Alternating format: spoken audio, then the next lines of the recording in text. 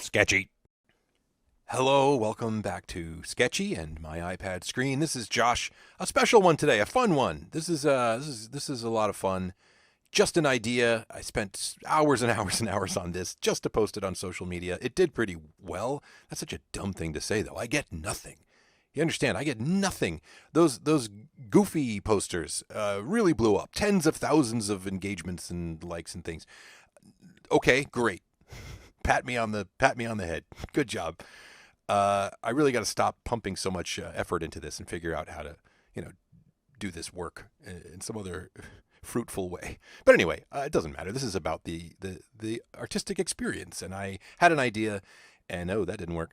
And it was an obvious one. I'm sure this has been done elsewhere. I'm sure I'm not the first person to do this, but Sesame Street Babies was an idea that came to me as just an excuse to draw Muppets, but do something creative and put a spin on it. And so here I am designing babies versions of these characters. Now I'm sort of leaning into the actual Muppet Babies cartoon. I'm not thinking about there's a 2022 CGI Muppet Babies show on Disney Plus or Disney Channel or Disney Junior.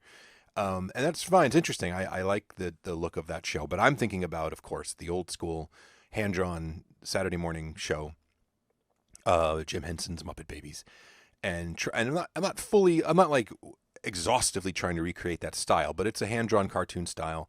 I'm also just taking a handful of characters as they are, and just babyifying them. Meaning, if you look at the real Muppet Babies, Kermit has a little sailor suit. They all kind of have some kind of different context to themselves visually. Very few of them are just a baby version of the same Muppet. They all have different clothes, or Rolf's got a bib and a diaper, I think. So that's fun, but basically this is a pretty, supposed to be a quick exercise. It literally ended up being hours of my life over a few days. But I just decided, in the interest of keeping it moving, to keep them in their costumes. So Bert wears just a little kid version of his clothes that he wears as an adult. Is Bert an adult? I don't know. I guess a lot of the characters on Sesame Street are supposed to be kids, so that kids identify with them. But this is when they were babies. So the characters that I've drawn here are Bert and Ernie, Grover, Big Bird, the Count, and Cookie Monster, and the Oscar the Grouch. Immediately, of course, people under the age of 30 online started to say, "Hey, where's Elmo?" Even my own daughter walked over while I was working on this and said, "Where's Elmo?" And, so I put all of her belongings out on the curb, and but we keep in touch. No, he's not here because he's already like a toddler, and this is supposed to be back in time. This is supposed to be when these characters were babies, so there was no Elmo. That's the easy canon explanation for my completely made up idea. But also, I just wasn't interested in drawing Elmo. That's all. I'm not anti-Elmo. I just don't care. It's just not. He's not part of Sesame Street. In my mind, I was a little kid in the early '70s. No, I'm sorry, late '70s, early '80s, and so the show predates me, but it was that '70s, '80s edition of Sesame Street that is my version of it. And so these are the Muppets that mean something to me from Sesame Street. I am happy with Baby Grover. I think he looks cute. I think it's just the one that maybe if I could revisit it, I would do something a little different. With Grover, I don't even know specifically what I would do, but it's fine. You'll also notice between all of these versions as I design them and then the final product that I did go back and make some significant tweaks to a few of these. Particularly Big Bird, which I don't think we've seen that yet. I think that's next. But here's the Count. A lot of decisions to make with Count. He's got maybe the most costume and accessories. And I had to lose the facial hair. I decided he probably wouldn't have a monocle when he was a baby. Maybe that would have been funny. I don't know. So I'm just basically shrinking his little costume down.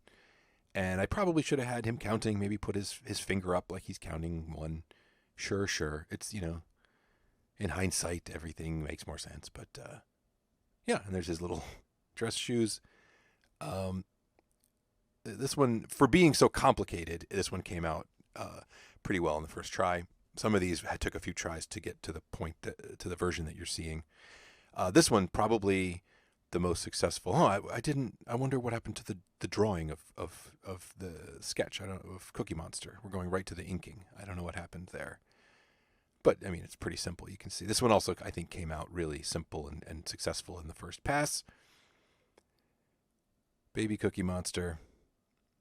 There he is. All right, so somehow I must have created these over multiple canvases because for some reason the pencil drawings are not showing up. Also, I have this disjointed pipeline where I draw these things, and then it's like a couple weeks later by the time I make the videos.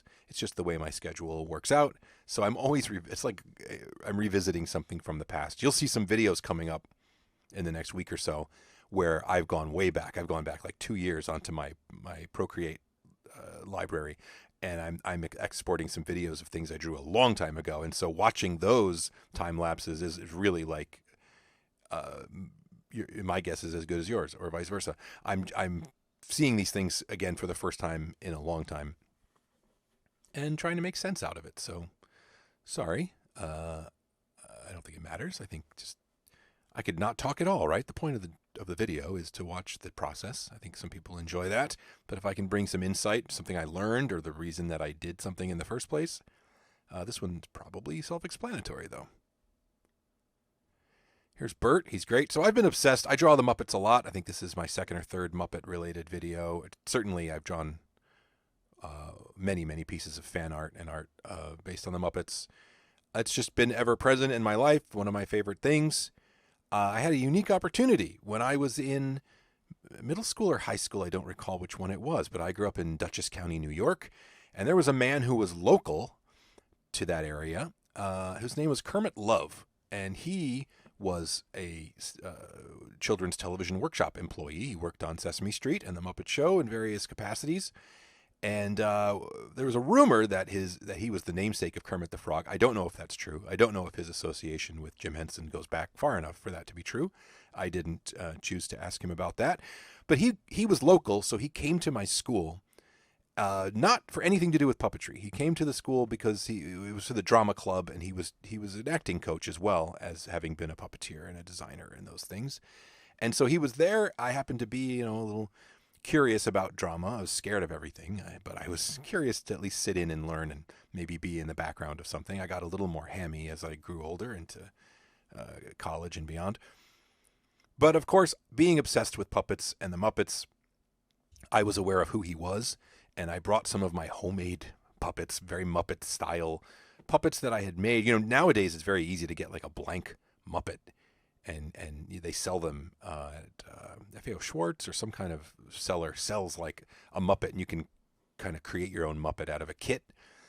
This is back in it would have been the late 80s probably, and so I was, this is literally just made out of fabric and socks, and I took coat hangers and made the little rods to move the hands and cut ping pong balls in half and made eyes and stuff like that. So he was very gracious. I don't think he wanted to talk about puppeteering. I think he was really there to get past that and talk about drama, but I'm sure the puppet kids found him wherever he went. And he was very gracious, and he gave me a little bit of time and talked to me, and I did some puppeteering for him, and he gave me some critiques, and it was very, very fun and made me feel very good as a kid. So thanks to him. I don't know his status. I would imagine that he's quite old, or perhaps passed on. He was quite an older gentleman when I met him all those years ago.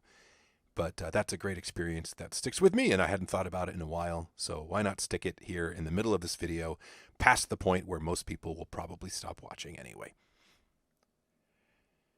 Coloring now, and again, there were several revisions. Actually, there was a first version. This is something that just plagues me. As with the Goofy posters, which I drew in black and white, supposed to be a tossed-off fun exercise, and then they went viral, and I came up, too little, too late with the color versions, which were so much better, and those didn't get the traction of the original. In this case, I colored it right from the get-go, knowing I wanted this to be a completed colored piece. But I rushed it, and the composition of the poster or the image as I composited them all together wasn't quite right. There were some glaring issues with the characters that I wanted to fix. So what you'll see at the end of this video is the final version that I reached. I think a day later I posted this updated version. It's not that different. Most people probably didn't notice, but to me it was a giant. Just the composition is better. I made it so that the logo could be centered. There was just problems before. I'm not going to show that other version because it was just less than. It was not as good. So I believe we're coming to the end. I think I still have to color Oscar. I don't remember what order I dragged these out onto the timeline in, but yeah, we're almost done. I'm not sure if I included this footage, but I also I referenced the original logo from the Muppet Babies to create and the here's Cookie Monster. He's the easiest one to color, 2 colors, blue and then brown for the cookie. And so I created a hybrid logo for Sesame Street Babies that you'll see in a moment. I even included the Jim Henson signature because, why not?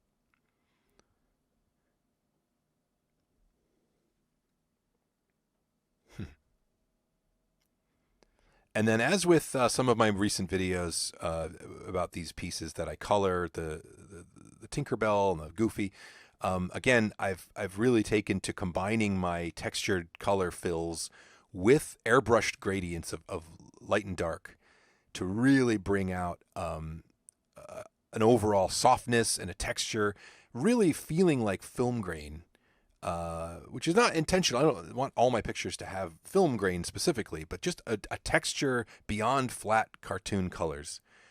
And there we go. There's the finished piece. And I can't tell you how much the subtle gradients change everything. All right, that's it. Bye.